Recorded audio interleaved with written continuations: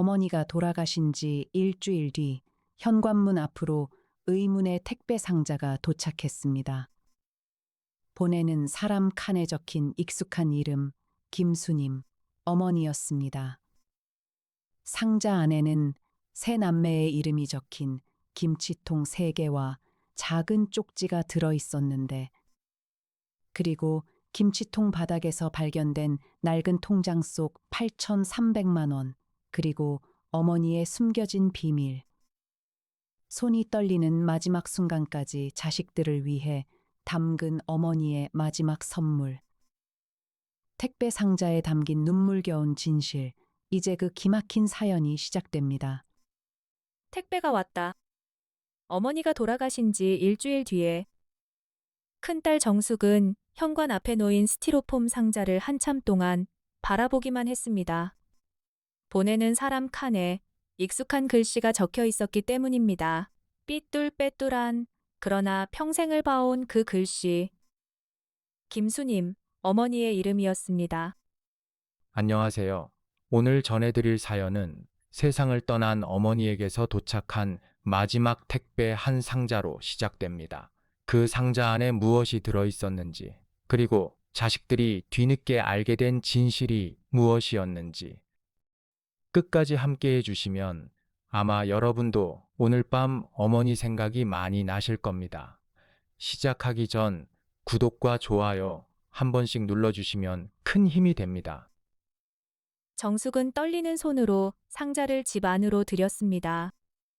어머니는 열흘 전 조용히 세상을 떠나셨습니다. 자다가 가셨다고 요양보호사가 아침에 발견했다고 했습니다. 갑작스러운 부고였습니다. 아니, 정확히 말하면 자식들이 갑작스럽다고 느꼈을 뿐이었습니다. 정숙은 상자 위에 붙은 송장을 다시 보았습니다. 발송 날짜는 어머니가 돌아가시기 사흘 전이었습니다. 엄마가 돌아가시기 전에 이걸 보냈다는 거야? 그때 초인종이 울렸습니다. 동생 현우와 막내 미영이 도착한 것입니다. 오늘은 어머니 유품을 정리하기로 한 날이었습니다. 남매 셋이 오랜만에 한자리에 모였습니다. 누나 이게 뭐야? 웬 스티로폼 상자? 방금 택배로 왔어. 보낸 사람이 엄마야. 현우의 얼굴이 굳었습니다. 미영은 아무 말도 하지 못하고 입을 손으로 막았습니다. 언니, 그게 무슨 소리야? 엄마가 어떻게 택배를... 세 남매는 한동안 상자를 둘러싸고 그저 서 있기만 했습니다. 먼저 손을 뻗은 건 막내 미영이었습니다. 미영은 조심스럽게 테이프를 뜯었습니다. 상자를 열자 익숙한 냄새가 확 올라왔습니다. 잘 익은 김치 냄새였습니다. 어릴 적 김장하던 겨울날 온 집안에 배어 있던 바로 그 냄새. 김치잖아. 엄마 김치. 상자 안에는 김치통 3개가 가지런히 들어 있었습니다. 그리고 통마다 하얀 종이 이름표가 붙어 있었습니다. 정숙은 첫 번째 통을 들어 올렸습니다. 이름표에는 이렇게 적혀 있었습니다. 우리 큰딸 정숙이. 두 번째 통, 든든한 내 아들 현우. 세 번째 통, 막둥이 미영이. 자식 셋의 이름이 하나씩 붙어 있었던 것입니다. 엄마가 우리 새 걸 따로따로 담으셨어. 현우는 자기 이름이 적힌 통을 받아들고 한참을 내려다보았습니다. 나 김치 안 먹는다고, 짜다고, 그렇게 구박했는데. 미영이 자기 통을 열자 통 안쪽 뚜껑에 작은 쪽지가 붙어 있는 것이 보였습니다. 언니, 여기 뭐 붙어 있어? 미영은 쪽지를 떼어 소리내어 읽었습니다. 미영아. 엄마가 올해는 손이 자꾸 떨려서 예전만큼 맛있게 못 담았다. 그래도 우리 막둥이 밥은 잘 챙겨 먹어야 하는데 엄마가 옆에서 못 해줘서 미안하다. 미영의 손이 부들부들 떨리기 시작했습니다. 손이 떨렸다는 그 말, 자식들은 아무도 어머니의 손이 떨렸다는 걸 몰랐습니다. 언니, 엄마 손이 떨렸대. 우리 이거 몰랐잖아. 정숙은 대답하지 못했습니다. 마지막으로 어머니를 뵌 것이 언제였는지 정숙은 도무지 기억이 나지 않았습니다. 명절이었나? 아니면 그보다 훨씬 전이었나? 그때 현우가 자기 김치통을 열었고 그 안에서도 쪽지 한 장이 나왔습니다. 그런데 현우는 쪽지를 읽다 말고 갑자기 입을 다물어 버렸습니다. 왜 그래? 뭐라고 적혀 있는데? 현우는 쪽지를 쥔 채 고개를 푹 숙였습니다. 그의 어깨가 조용히 흔들리고 있었습니다. 아니야, 이건 나중에. 현우는 쪽지를 얼른 주머니에 넣어버렸습니다. 무언가 형제들에게도 보여주고 싶지 않은 내용이 적혀 있는 듯 했습니다. 정숙은 그런 동생을 이상하게 여겼지만 더 캐묻지는 못했습니다. 그날 밤 유품 정리를 마치고 각자 집으로 돌아가는 길. 세 남매는 각자 자기 이름이 적힌 김치통 하나씩을 안고 갔습니다. 그리고 그날 이후로 세 사람의 마음속에는 똑같은 질문 하나가 자리 잡았습니다. 엄마는 대체 마지막 그 1년을 어떻게 보내셨던 걸까? 우리가 모르는 사이에 집에 돌아온 정숙은 김치통을 냉장고에 넣으려다 멈칫했습니다.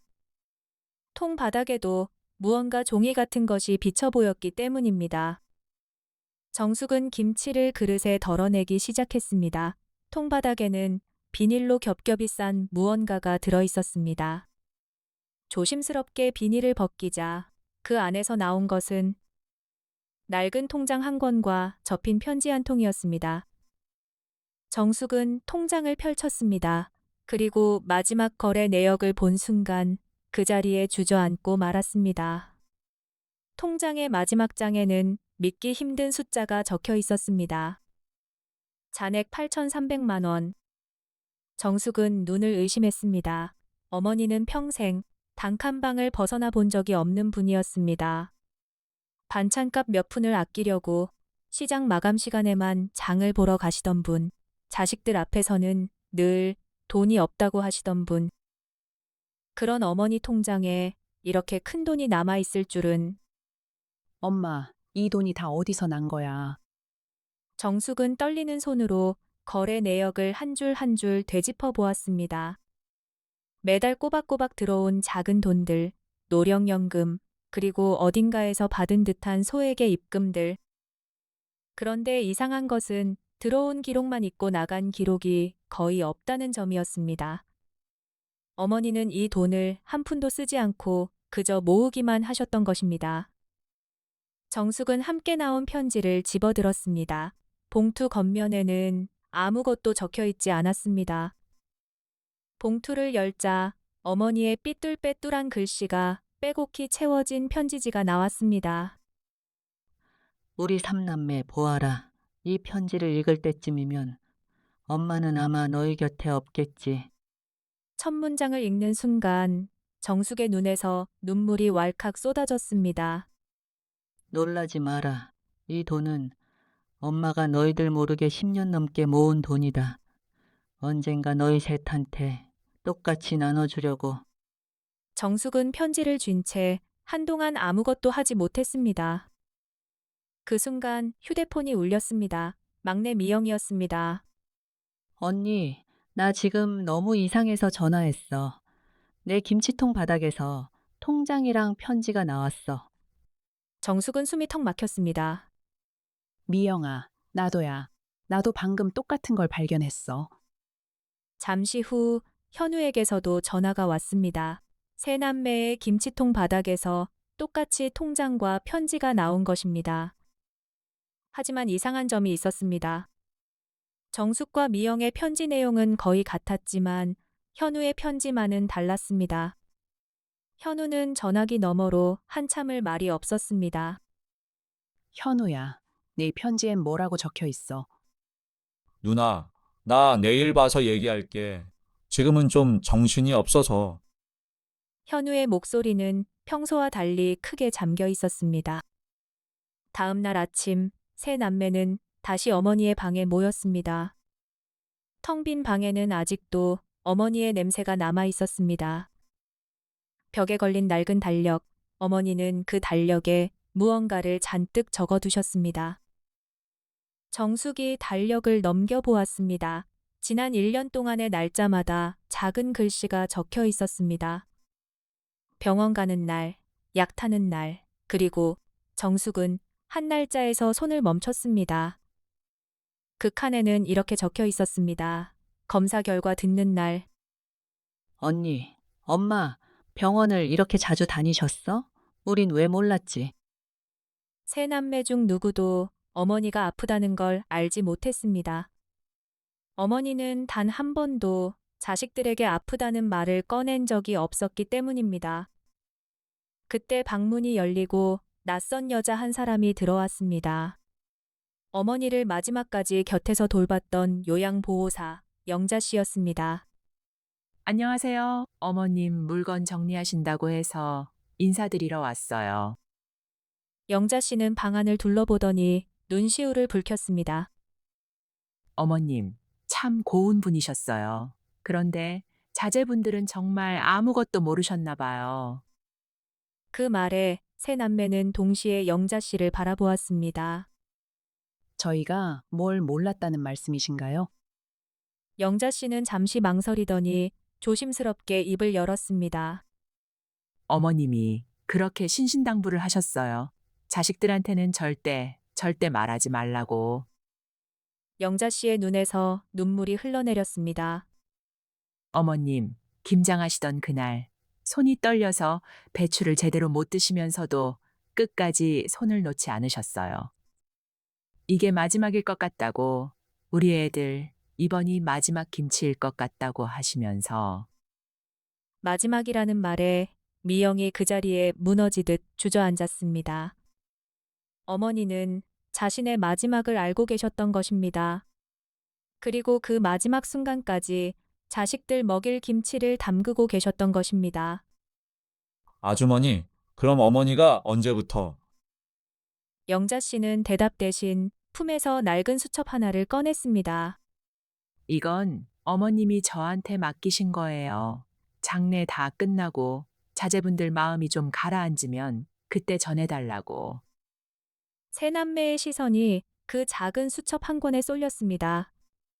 그 수첩 안에는 어머니가 자식들에게 끝내 하지 못한 이야기가 담겨 있었습니다. 영자 씨가 건넨 수첩은 손바닥만 한 낡은 것이었습니다. 표지는 닳아서 색이 바랬고 모서리는 손때가 묻어 반들반들했습니다. 정숙이 조심스럽게 첫 장을 넘겼습니다. 첫 장에는 날짜와 함께 짧은 한 줄이 적혀 있었습니다. 오늘 병원에서 안 좋은 소리를 들었다. 그런데 이상하게 눈물이 안 난다. 정숙은 그 날짜를 확인하고 숨을 멈췄습니다. 그날은 지난해 봄이었습니다. 무려 1년도 더 전이었습니다. 어머니는 그때부터 자신의 병을 홀로 견디고 계셨던 것입니다. 언니, 작년 봄이면 나 그때 엄마한테 바쁘다고 전화도 제대로 안 받았는데 미영의 목소리가 잘게 떨렸습니다. 정숙은 떨리는 손으로 다음 장을 넘겼습니다. 정숙이한테 전화가 왔다.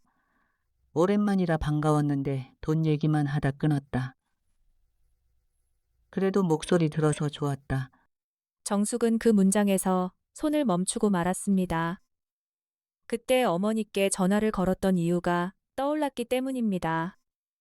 아들 대학 등록금이 모자라서 혹시 여윳돈이 있으시냐고 물었던 그 통화. 어머니는 없는 살림에도 며칠 뒤 100만 원을 붙여주셨습니다. 나는 엄마가 아픈지도 모르고 돈만. 정숙은 더 이상 말을 잇지 못했습니다. 수첩을 넘기던 현우가 어느 한 장에서 손을 멈췄습니다. 그 장에는 현우의 이름이 적혀 있었습니다. 현우가 사업이 어렵다는 소식을 들었다. 얼마나 마음고생을 할까? 엄마가 도와주고 싶은데 자존심 상할까봐 말도 못 꺼내겠다. 현우의 얼굴이 하얗게 질렸습니다.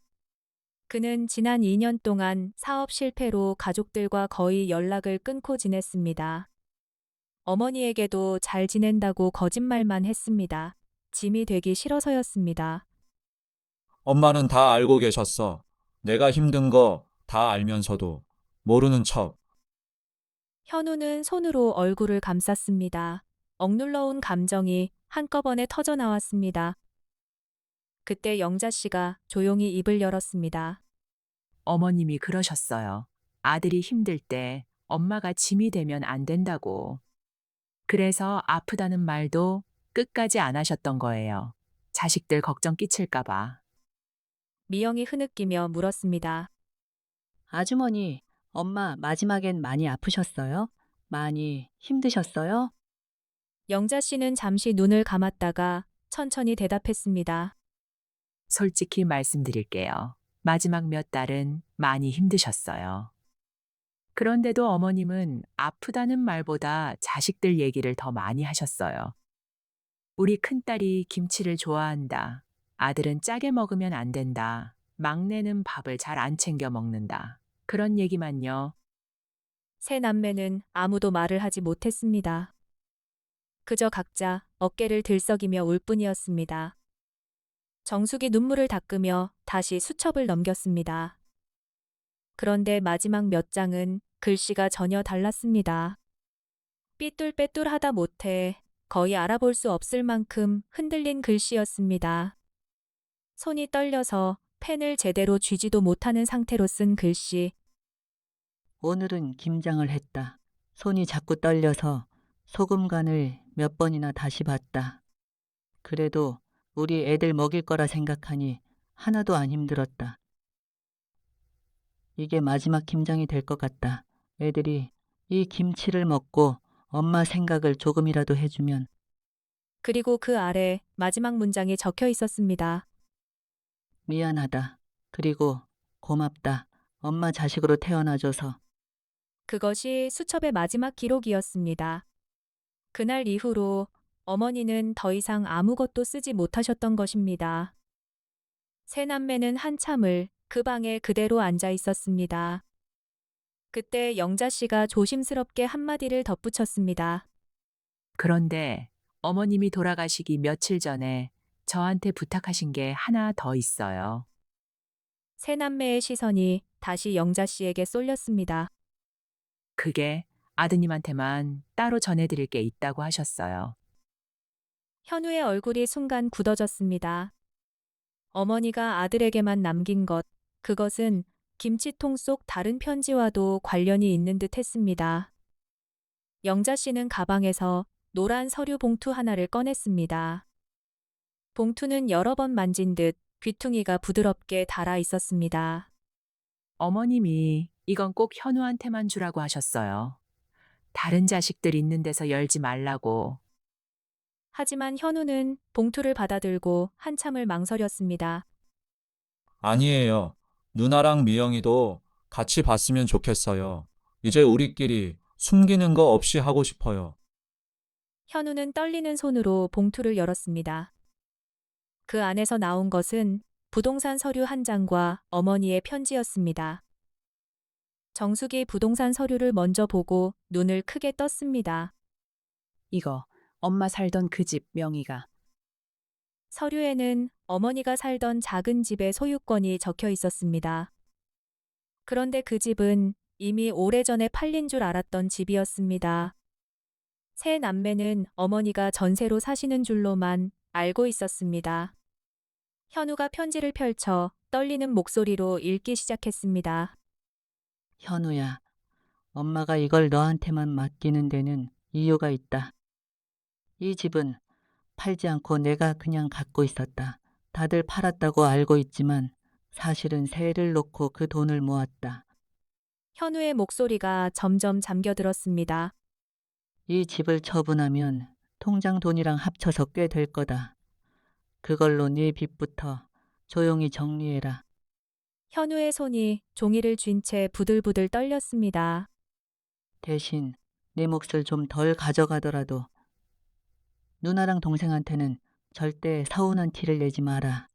형제간의 돈 때문에 등 돌리는 것만큼 엄마 마음 아픈 게 없다. 현우는 편지를 다 읽지 못하고 그 자리에 엎드려 울고 말았습니다. 어머니는 아들의 빚까지 마지막 순간까지 걱정하고 계셨던 것입니다.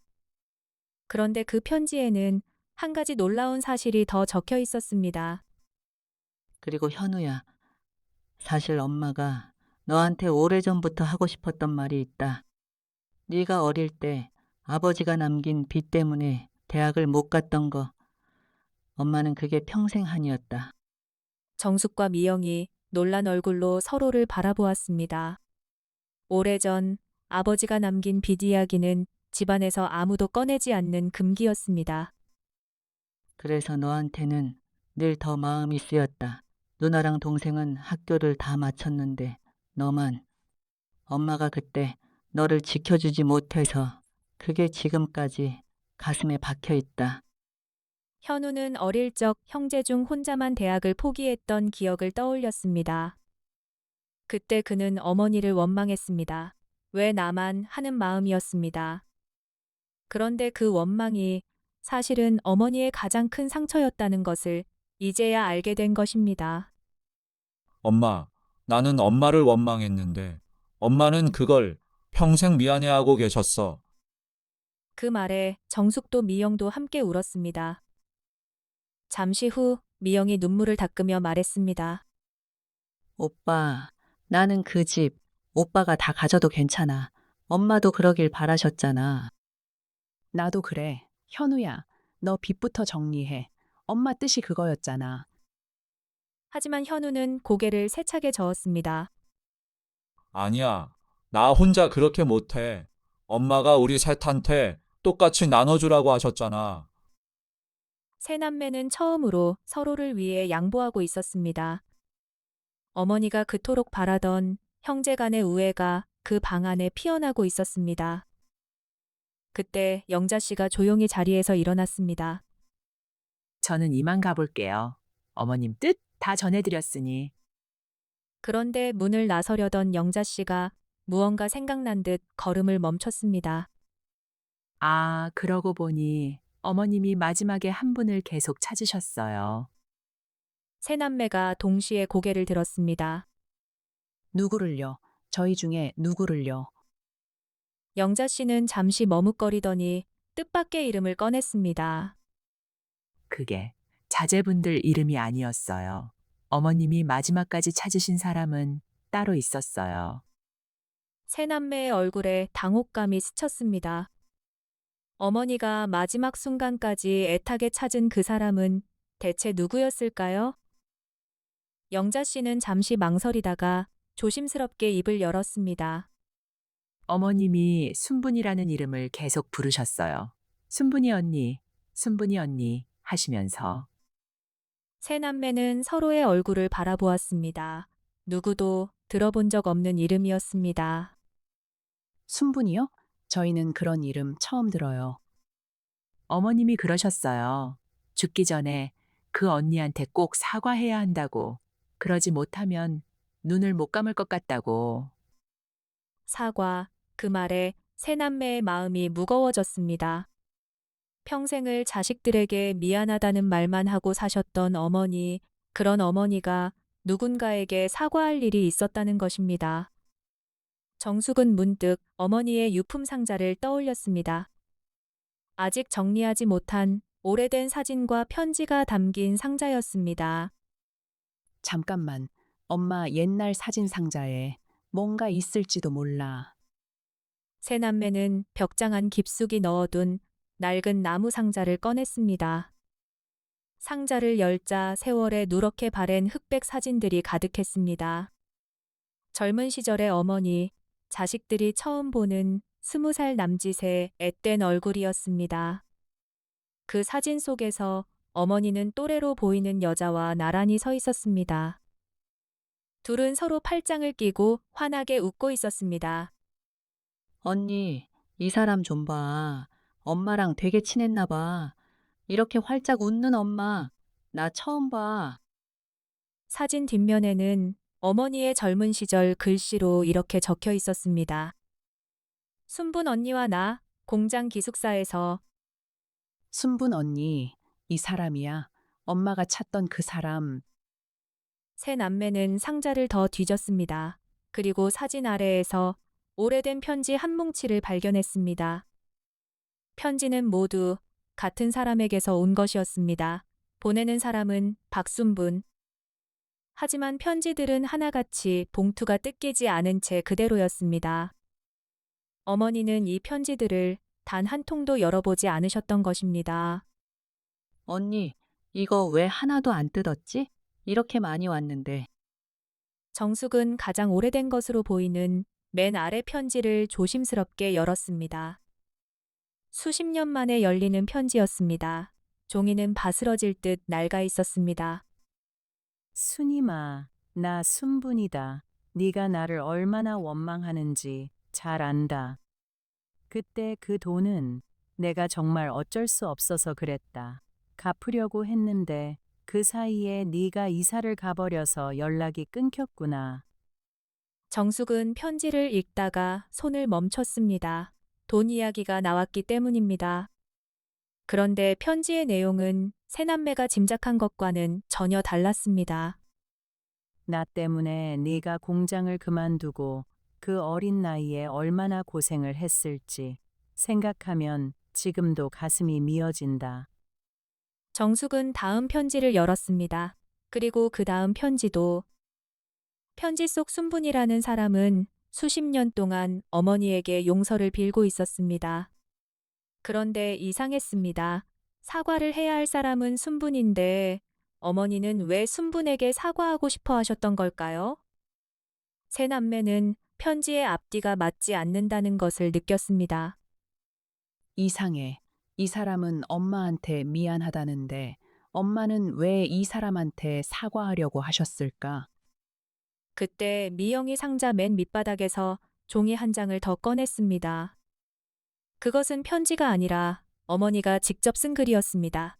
붙이지 못한 답장이었습니다. 어머니는 순분에게 여러 번 답장을 쓰려다 끝내 붙이지 못하고 그 글들을 상자에 넣어두셨던 것입니다. 미영이 그 답장을 떨리는 목소리로 읽었습니다. 순분 언니. 언니는 내내 나한테 미안하다고 하지만 사실 진짜 미안한 사람은 나야. 새 남매는 숨을 죽이고 다음 문장에 귀를 기울였습니다. 그때 언니가 급하게 돈이 필요했던 이유를 나는 알고 있었어. 언니 동생이 아파서 그 돈이 아니면 안 됐다는 걸. 그런데 나는 언니를 도둑으로 몰았어. 사람들 앞에서 언니가 돈을 훔쳤다고. 미영의 목소리가 잦아들었습니다. 언니는 그 일로 공장에서 쫓겨났지. 나는 그게 무서워서 진실을 말하지 못하고 도망치듯 이사를 가버렸어. 새 남매는 충격에 휩싸였습니다. 평생 정직하고 곱게만 사셨던 어머니에게 이런 비밀이 있었을 줄은 몰랐던 것입니다. 어머니가 마지막 순간까지 짊어지고 있던 짐, 그것은 자식들에 대한 미안함만이 아니었습니다. 젊은 날 한 사람에게 지은 죄, 그 죄책감을 어머니는 평생 가슴에 묻고 사셨던 것입니다. 그럼 이 순분이라는 분, 지금 어디 계신 걸까? 새 남매는 어머니의 마지막 소원을 대신 이뤄드려야겠다고 생각했습니다. 그런데 편지 봉투에 적힌 주소는 수십 년 전 것이었습니다. 과연 그 사람을 찾을 수 있을까요? 다음 날부터 새 남매는 순분이라는 사람을 찾기 시작했습니다. 편지 봉투에 적힌 주소는 이미 40년도 더 된 것이었습니다. 정숙이 그 주소지를 직접 찾아갔지만 그곳은 이미 아파트 단지로 바뀌어 있었습니다. 흔적조차 남아있지 않았습니다. 이렇게 오래됐는데 살아계시기나 한 걸까? 순분이라는 사람도 어머니와 비슷한 연배였습니다. 이미 세상을 떠났을지도 모를 일이었습니다. 그래도 새 남매는 포기하지 않았습니다. 현우는 옛 편지에 적힌 이름과 나이를 단서로 여기저기 수소문을 시작했습니다. 어머니가 다니셨다는 그 옛날 공장, 그 공장에서 함께 일했던 사람들을 하나씩 찾아 나섰습니다. 며칠간의 수소문 끝에 현우는 마침내 한 노인을 만날 수 있었습니다. 어머니와 순분 씨를 모두 기억하는 당시 공장 동료였던 분이었습니다. 그 노인은 오래된 기억을 천천히 떠올렸습니다. 노인은 그 시절 두 사람이 친자매처럼 붙어 다녔다고 했습니다. 그리고 어느 날 갑자기 순분 씨가 도둑으로 몰려 공장을 떠났다는 것도 기억하고 있었습니다. 현우는 조심스럽게 순분 씨의 소식을 물었습니다. 노인은 한참을 생각하더니 뜻밖의 말을 꺼냈습니다. 순분 씨가 몇 해 전까지 어느 요양원에서 지낸다는 소문을 들었다는 것이었습니다. 요양원이요? 어느 요양원인지 혹시 아세요? 노인은 정확한 이름은 기억하지 못했지만 대략적인 지역을 알려주었습니다. 현우는 그 지역의 요양원들을 한 곳 한 곳 전화로 확인하기 시작했습니다. 그리고 10곳이 넘는 요양원에 전화를 돌린 끝에 마침내 박순분이라는 이름을 아는 곳을 찾아냈습니다. 현우는 떨리는 손으로 형제들에게 전화를 걸었습니다. 누나 미영아 찾았어. 순분 할머니 살아계셔. 세 남매는 그 길로 함께 그 요양원을 찾아갔습니다. 어머니가 마지막까지 만나고 싶어 했던 사람, 그 사람을 대신 만나러 가는 길이었습니다. 요양원에 도착한 세 남매는 안내를 받아 한 방으로 들어갔습니다. 창가 침대에 백발의 할머니 한 분이 앉아 계셨습니다. 몸은 많이 쇠약했지만 눈빛만은 또렷한 분이었습니다. 정숙이 조심스럽게 다가가 인사를 건넸습니다. 할머니, 혹시 박순분 할머니 맞으세요? 할머니는 낯선 방문객들을 의아한 눈으로 바라보았습니다. 그런데 누구신지 정숙은 잠시 숨을 고른 뒤 어렵게 입을 열었습니다. 저희는 김수님 씨 딸하고 아들입니다. 수님이라는 이름을 듣는 순간 할머니의 표정이 크게 흔들렸습니다. 할머니의 주름진 눈가에 순식간에 눈물이 차올랐습니다.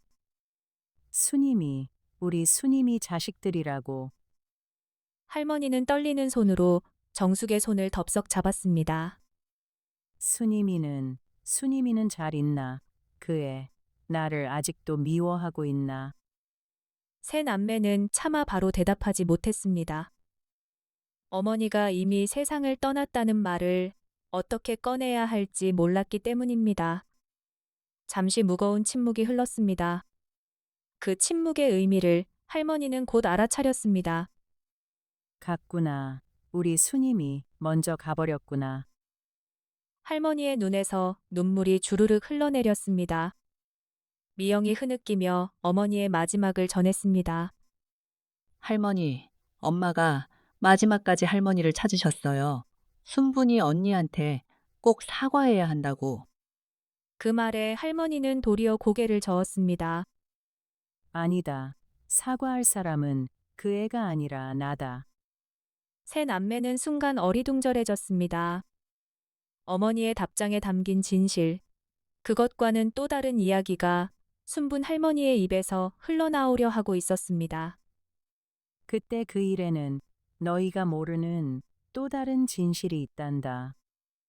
어머니가 평생 죄책감으로 여겼던 그 사건, 그 뒤에는 어머니조차 몰랐던 비밀이 숨어 있었던 것입니다. 순분 할머니는 떨리는 목소리로 오래된 이야기를 시작했습니다. 수십 년 전 그 공장 기숙사에서 있었던 일이었습니다. 그때 그 돈, 없어졌던 그 돈 말이다. 사실은 내가 가져간 게 맞다. 세 남매는 숨을 죽였습니다. 동생이 많이 아팠어. 수술을 못하면 죽는다는데 나한테는 돈이 없었다. 그래서 나는 공용금고에서 그 돈을 꺼내고 말았지. 순분 할머니의 얼굴에 깊은 후회가 서렸습니다. 정숙은 조심스럽게 물었습니다. 그럼 저희 엄마가 할머니를 도둑으로 몬 게 사실은 맞는 얘기였다는 건가요? 하지만 순분 할머니는 다시 고개를 저었습니다. 아니야, 그게 아니야. 그 애는 나를 감싸주려고 했어. 세 남매의 눈이 크게 벌어졌습니다. 수님이는 진작에 알고 있었단다. 내가 그 돈을 왜 가져갔는지 다 알고 있었어. 그래서 사람들 앞에서 나 대신 자기가 실수로 금고를 열어뒀다고 거짓말을 했지.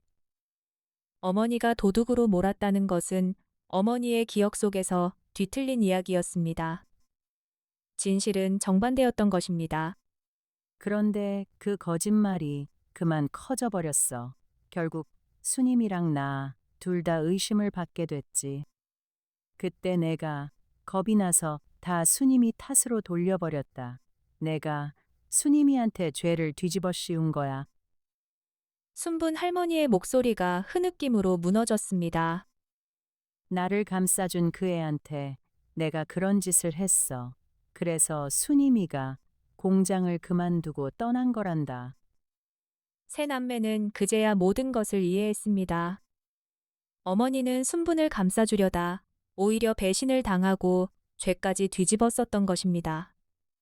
그런데 어째서 어머니는 자신이 순분을 도둑으로 몰았다고 기억하고 계셨던 걸까요?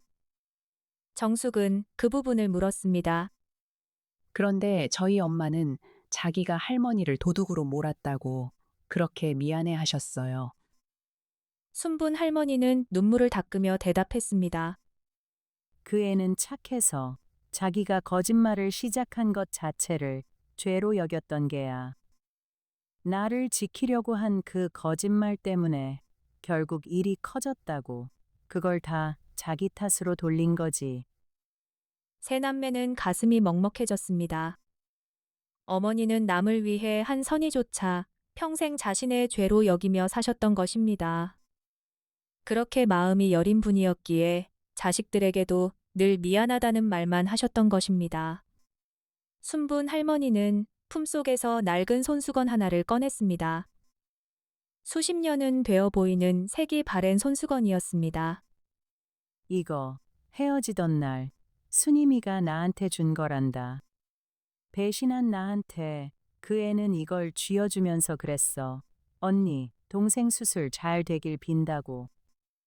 순분 할머니는 그 손수건을 평생 간직해왔던 것입니다.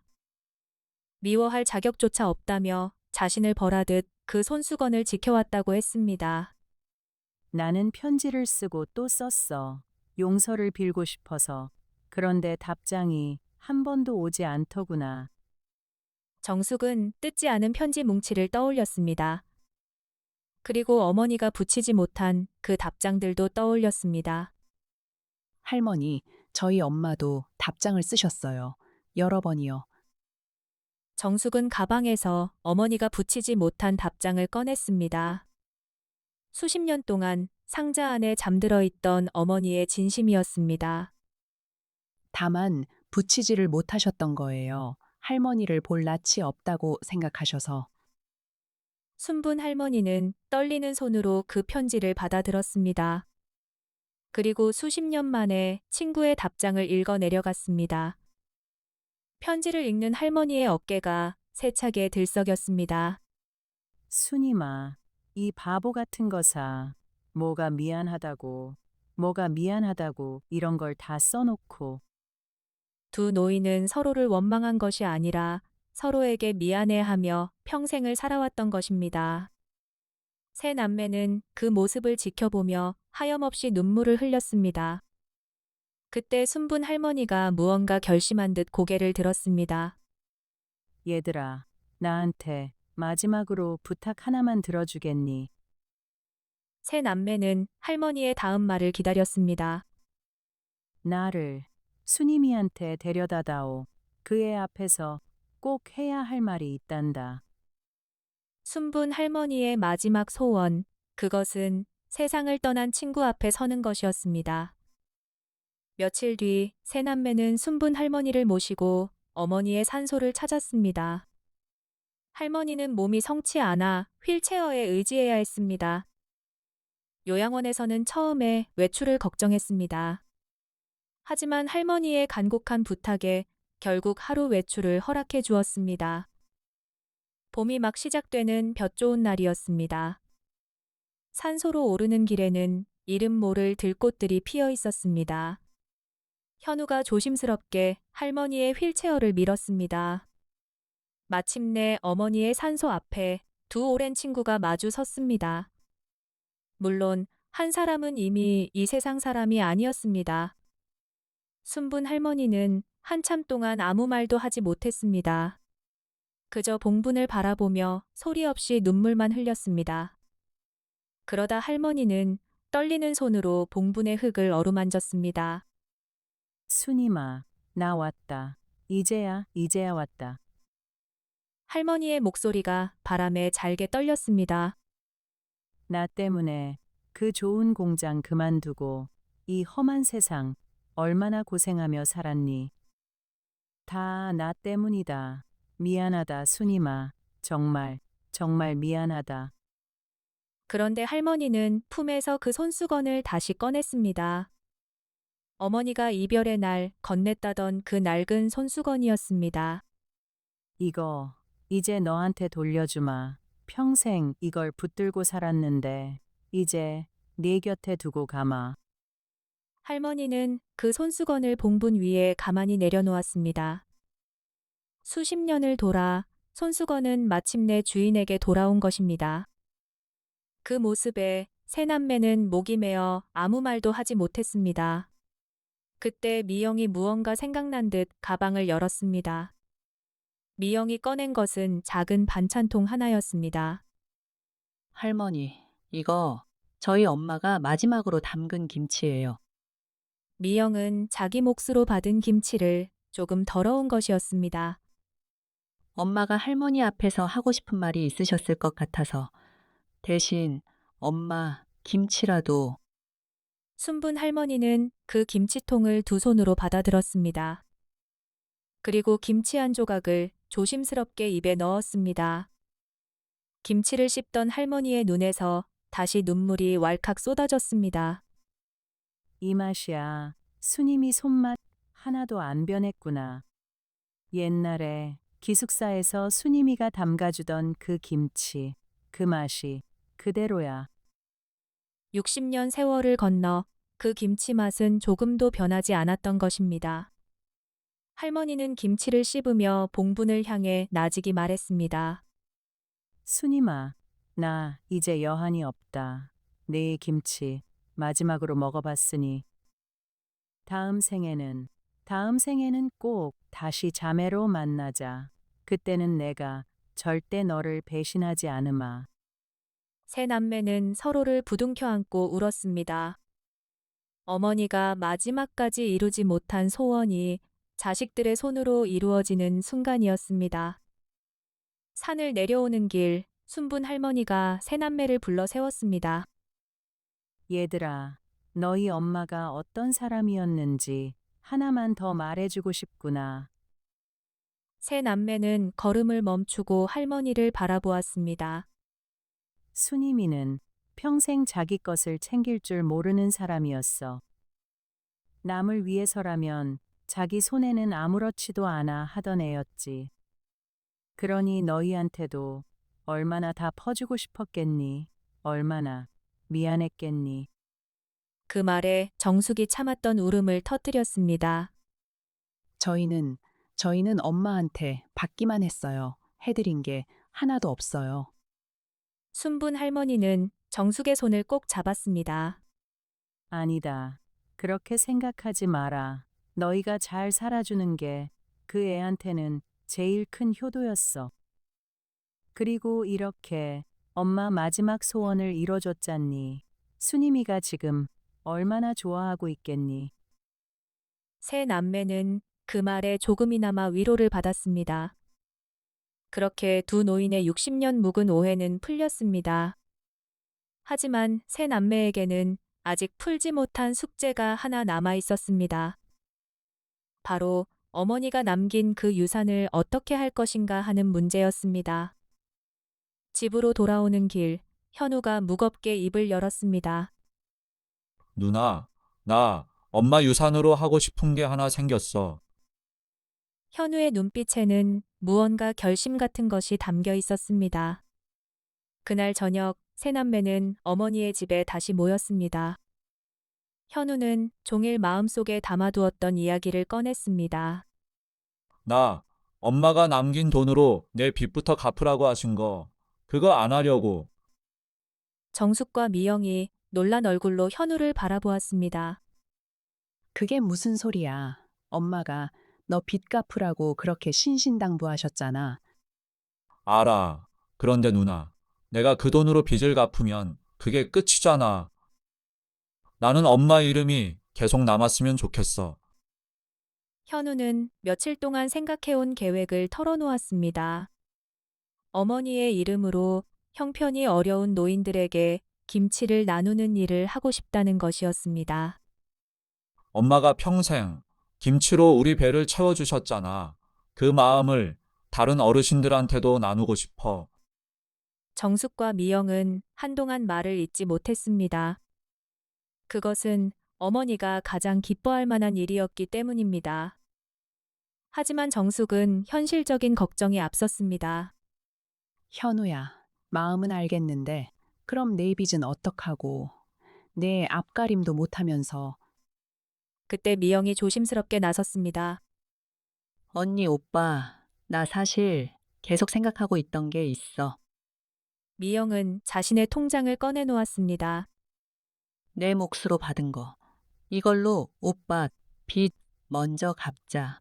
그리고 남은 걸로 오빠가 하고 싶은 그 일을 하자. 정숙도 잠시 망설이다 자신의 통장을 꺼냈습니다. 그래, 나도 보탤게.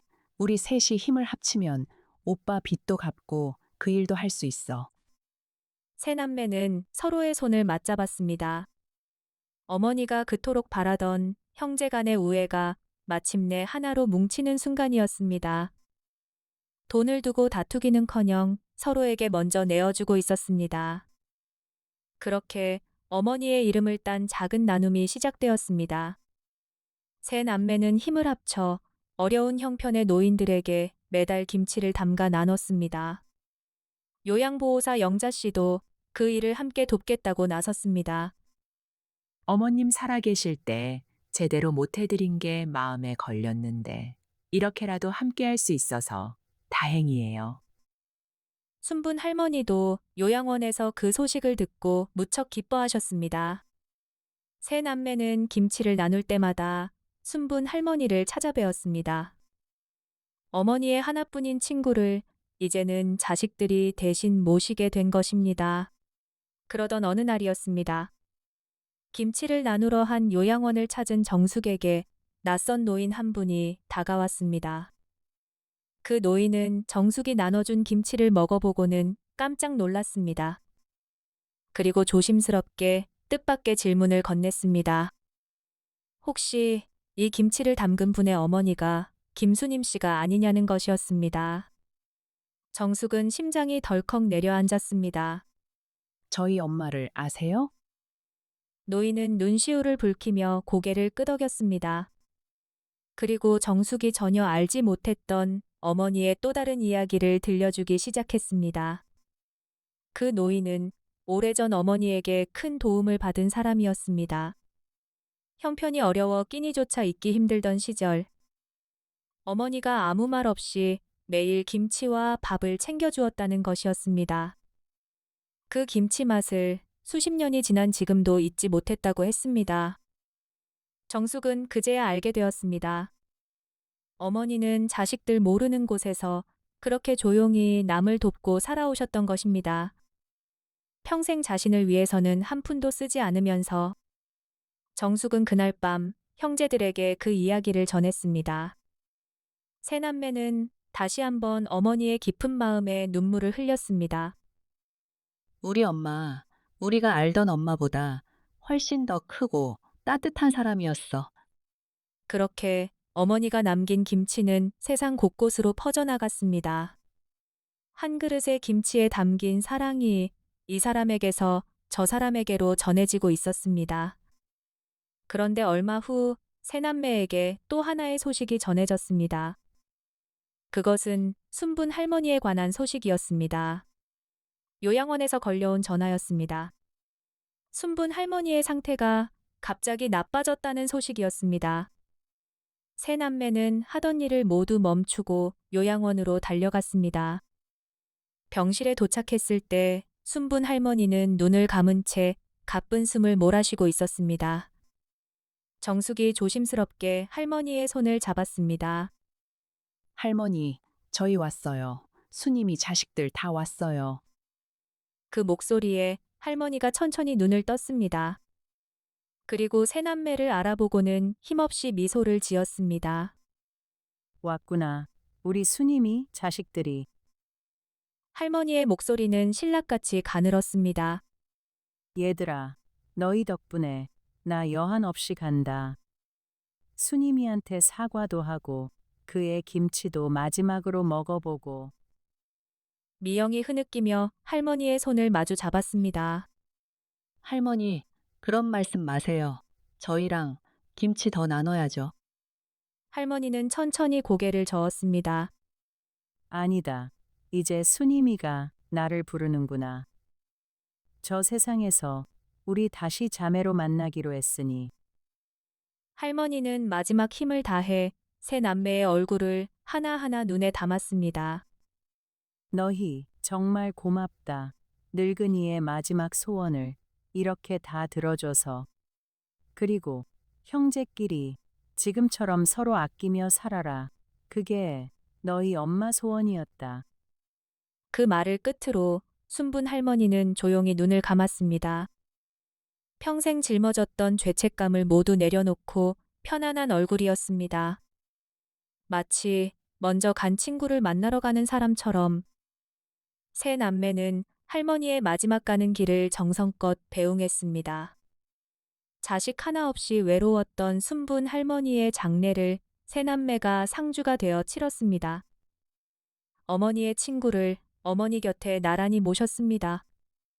두 오랜 친구는 그렇게 60년 세월을 돌아 다시 나란히 눕게 되었습니다. 장례를 마치고 돌아온 날 밤, 새 남매는 어머니의 집에 다시 모였습니다. 이제는 어머니의 나눔을 이어갈 작은 공간이 된 곳이었습니다. 정숙이 냉장고 문을 열었습니다. 그 안에는 어머니가 남긴 마지막 김치 한 통이 아직 남아 있었습니다. 정숙의 이름이 적힌 바로 그 김치통이었습니다. 정숙은 차마 그 김치를 지금껏 먹지 못하고 있었습니다. 우리 오늘은 이거 같이 먹자. 엄마 마지막 김치. 새 남매는 어머니의 마지막 김치로 밥상을 차렸습니다. 김이 모락모락 나는 흰쌀밥에 어머니의 김치 한 조각을 올렸습니다. 김치를 입에 넣는 순간 새 남매의 눈에서 동시에 눈물이 흘렀습니다. 짭조름하면서도 깊은 맛, 손이 떨려 간을 몇 번이나 봤다던 어머니의 마지막 정성이었습니다. 엄마 김치, 여전히 세상에서 제일 맛있어.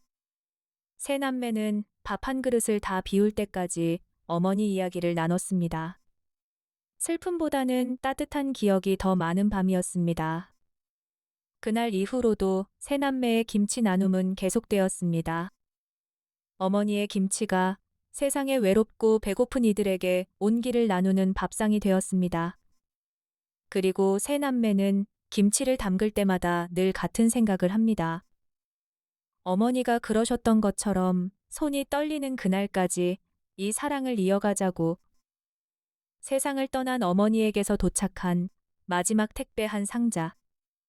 그 안에 담겨 있던 것은 김치 3통만이 아니었습니다. 그것은 평생 자식들에게 다 주고도 미안하다 말하던 한 어머니의 사랑이었습니다. 오늘 사연 어떻게 들으셨나요? 세상을 떠난 뒤에야 도착한 어머니의 김치 한 상자가 자식들의 마음을 이렇게 바꿔놓을 줄 누가 알았을까요? 우리는 부모가 곁에 있을 때는 그 사랑의 깊이를 다 헤아리지 못합니다. 손이 떨리는 순간까지 자식 먹일 김치를 담그던 그 마음을 우리는 너무 늦게서야 알게 되곤 하지요. 혹시 지금 연락 못 드린 부모님이 계시다면 오늘 밤 안부 전화 한 통 꼭 드려보시길 바랍니다. 여러분에게 어머니의 김치는 어떤 맛으로 남아 있나요? 여러분의 소중한 이야기를 댓글로 남겨주세요. 오늘 사연이 마음에 닿으셨다면 구독과 좋아요 부탁드립니다. 다음에도 마음을 울리는 사연으로 찾아뵙겠습니다. 편안한 밤 되세요.